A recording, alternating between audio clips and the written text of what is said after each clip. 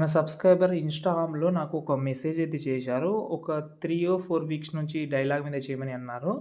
Okay. చాలా బాగుంటది dialogue అనేది. డెఫినెట్‌లీ మీకు ఇంట్రెస్ట్ రావచ్చు. ఒకసారి డెమో చూపిస్తాను. తర్వాత మాట్లాడదాం. ఇదిగో నేను చదువుకి పెద్ద పెద్ద ఉద్యోగాలు రావు, చిన్న చిన్న ఉద్యోగాలు నేను చేయను. బట్ అయినా సరే నేనేమంటానంటే బతికినంత కాలం కింగ్ లాగానే బతుకుతాను. ఫ్రెండ్స్ డెమో వీడియో చూశారు కదా! ఎలా అనిపించింది కామెంట్ చేయండి. కానీ నాకు ఒక డౌట్ ఉంది. మన ఓల్డ్ సబ్‌స్క్రైబర్ ఏమైనా ఉంటే కామెంట్ డెఫినెట్‌లీ చేయండి. ఈ డైలాగ్ మీద నేను ఇంతకుముందు చేసిన ఎవరి దగ్గర నా వీడియో ఉంటే సెండ్ చేయండి. నేను ఆ వీడియోని డిస్క్రిప్షన్‌లో పెడతాను. అది నచ్చితే అది ట్రై చేయండి. ఇది నచ్చితే ఇది ట్రై చేయండి. చాలా బాగుంటది కాబట్టి. ఫ్రెండ్స్ ఇక్కడైతే చూసుకుంటే అలర్ట్ మోషన్ యాప్ అయితే ఓపెన్ చేసుకున్నాను నేను. ఎక్కువ సోది ఏం చెప్పను కానీ ఓకే. డిస్క్రిప్షన్‌లో ఫాంట్ ఇచ్చాను. మార్నింగ్ వీడియోలో కూడా ఇదే ఫాంట్ యూజ్ చేసిన. ఇప్పుడు కూడా ఇదే ఫాంట్ అయితే పెట్టాను. చెక్ చేసుకోండి. ఎలా యాడ్ చేసుకోవాలో మార్నింగ్ వీడియోలో చెప్పాను అనుకుంటా.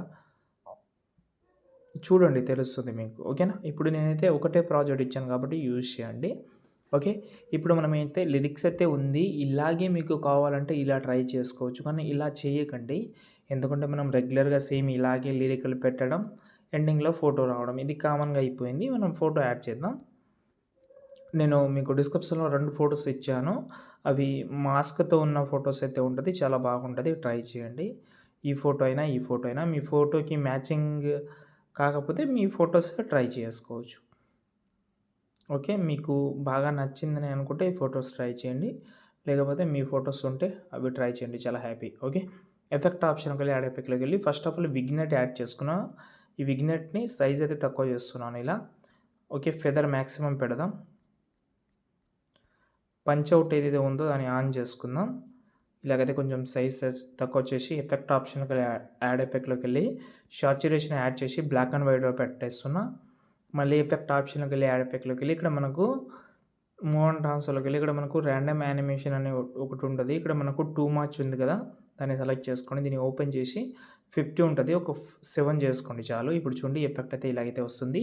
కానీ లిరిక్సే కనిపిస్తలేదు. ఒక షేప్ తీసుకుందాం. ఈ షేప్‌ని ఇలాగైతే పెట్టుకుందాం. ఓకే. ఆ లిరికల్ దీన్ని మనమైతే 10 సెకండ్ వరకు పెట్టి లాంగ్ ప్రెస్ చేసి కిందికైతే తీసుకొద్దాం.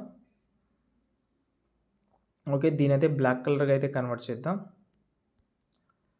ఓకే.